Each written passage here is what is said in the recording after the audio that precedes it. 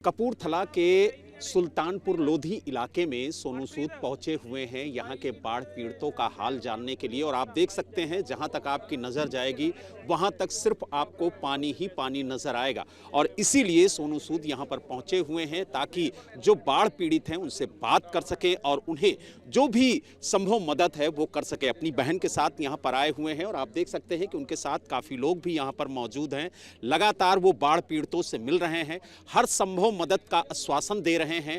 हालांकि जिस तरीके से उन्होंने बाढ़ पीड़ितों से बातचीत की उससे ये लग रहा था कि जो बाढ़ पीड़ित हैं उन्हें भी काफ़ी ज़्यादा राहत मिल रही थी। सोनू सूद जी, जिस तरीके से आप बाढ़ पीड़ितों से मिलने आए हैं, कड़ी धूप है, लगातार बारिश हो रही थी, कभी धूप निकलती है कभी बारिश होती है, मौसम भी आग मिचौली खेल रहा हो। जिस तरीके से आपदा आई हुई है पूरे पंजाब में कहा जाए एक तरीके से, और ख़ास तौर से कपूरथला में जिस जगह आप मौजूद हैं, क्या कहेंगे? जो बाढ़ पीड़ितों से आपकी बात हुई, क्या कुछ कहा, क्या दर्द उन्होंने बयां किया आपसे?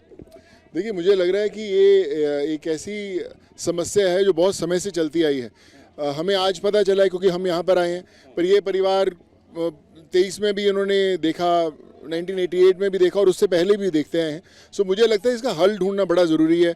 हम राहत सामग्री पहुँचा देते हैं, खड़े हो जाते हैं, वापस भी आएंगे इनके लिए, लेकिन ये जो परिवार वहाँ पर रहते हैं इनका एक परमानेंट हल ढूंढना बहुत ज़रूरी है ताकि ये ना हो, और वो सरकार के थ्रू हो, संस्थाओं के थ्रू हो, इंडिविजुअली हम लोग करें, लेकिन हल तो ढूंढना है। बस आज उसी के लिए इनके साथ खड़े हुए हैं यहाँ पे। तमाम गांव बाढ़ की चपेट में हैं। करीब 20 गांव ऐसे हैं जहां पर आप मौजूद हैं, वो पूरी तरह से जलमग्न हो चुके हैं। लोग घर छोड़ने को तैयार नहीं हैं, वो बह गए हैं, मौत हो चुकी है, कई लोग बेघर हो चुके हैं। जिस तरीके की तस्वीरें देखने को मिल रही हैं वो बेहद भयावह हैं। बिल्कुल, मैं तभी इसलिए लोकल जो गांव वाले हैं उनसे समझना ज़रूरी है कि किसी को क्या ज़रूरत है। अगर किसी की भैंसें मर गई हैं तो हम लोग कोशिश करेंगे कि उस परिवार को कुछ भैंस दी जाए ताकि उसकी रोज़मर्रा की ज़िंदगी चलती रहे।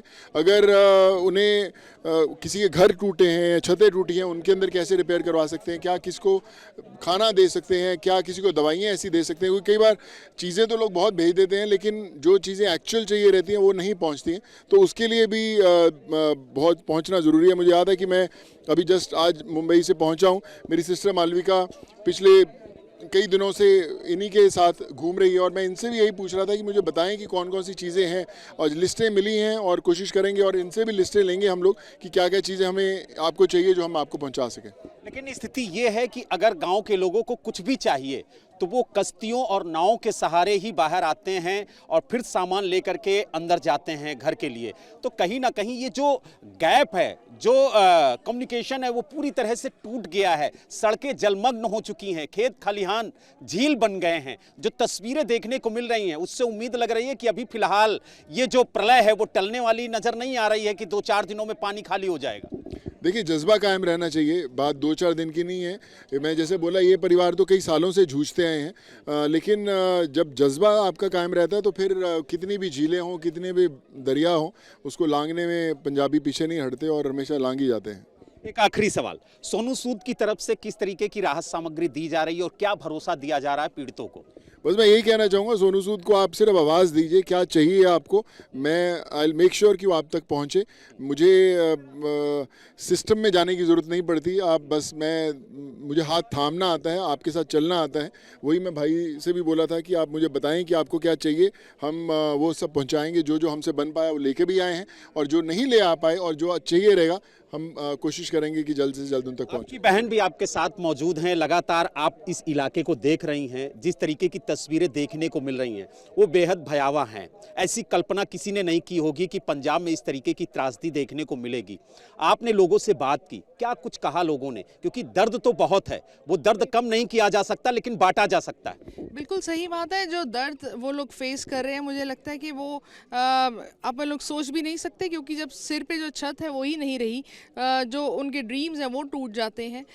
बहुत मुश्किल समय चल रहा है पंजाब के लिए, लेकिन कहते हैं कि पंजाबी एकजुट होकर सबकी मदद कर रहे हैं। आप देख सकते हैं बहुत सारी एनजीओज आई हैं। मेरा भाई बॉम्बे से आया है क्योंकि वो पंजाब का बेटा है, उसका खुद वहाँ दिल जो धड़कता है पंजाब के लिए, वो भी आज इसीलिए उन परिवारों से मिलने आया है जो ज़रूरतमंद है और उनके बारे में पूछने आया कि उनको क्या ज़रूरत की चीज़ें चाहिए। बिल्कुल, पंजाब के जितने भी कलाकार हैं वो यही कह रहे हैं कि इस आपदा की घड़ी में वो पंजाब के साथ खड़े हैं। और जिस तरीके से सोनू सूद मुंबई से यहाँ पहुँचे हैं और वो कह रहे हैं कि हम जो बाढ़ पीड़ित हैं उनकी हर संभव मदद करेंगे और आपके साथ खुद यहाँ पर वो चल करके आए हैं, तो कहीं ना कहीं लोगों को राहत देने का काम जो है वो लगातार किया जा रहा है स्थानीय लोगों के द्वारा भी और जो समाज सेवी संस्थाएं हैं, जो पंजाब के कलाकार हैं उनके द्वारा भी।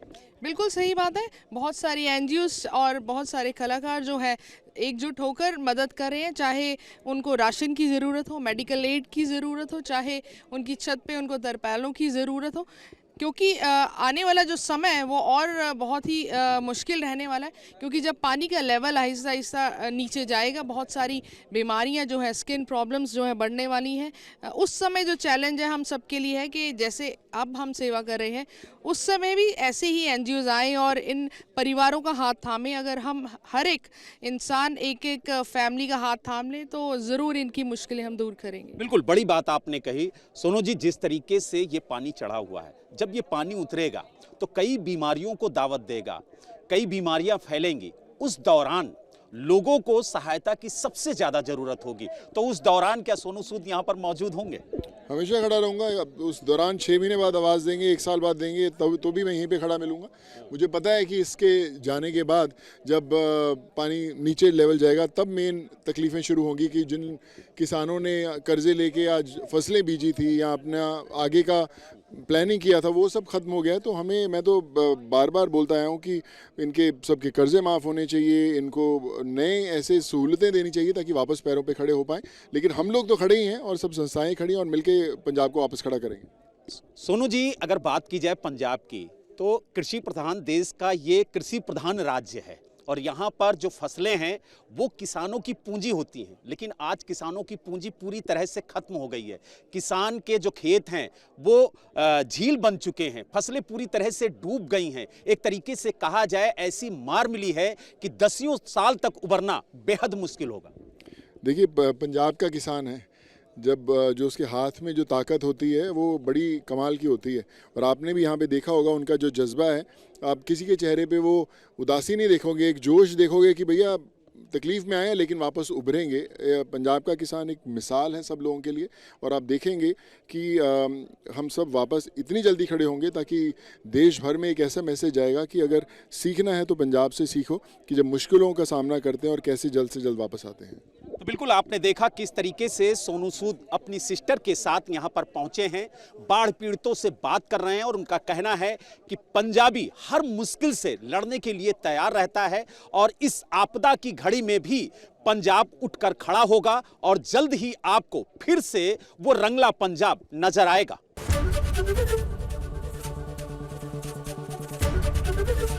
एबीपी गंगा, खबर आपकी, जुबान आपकी।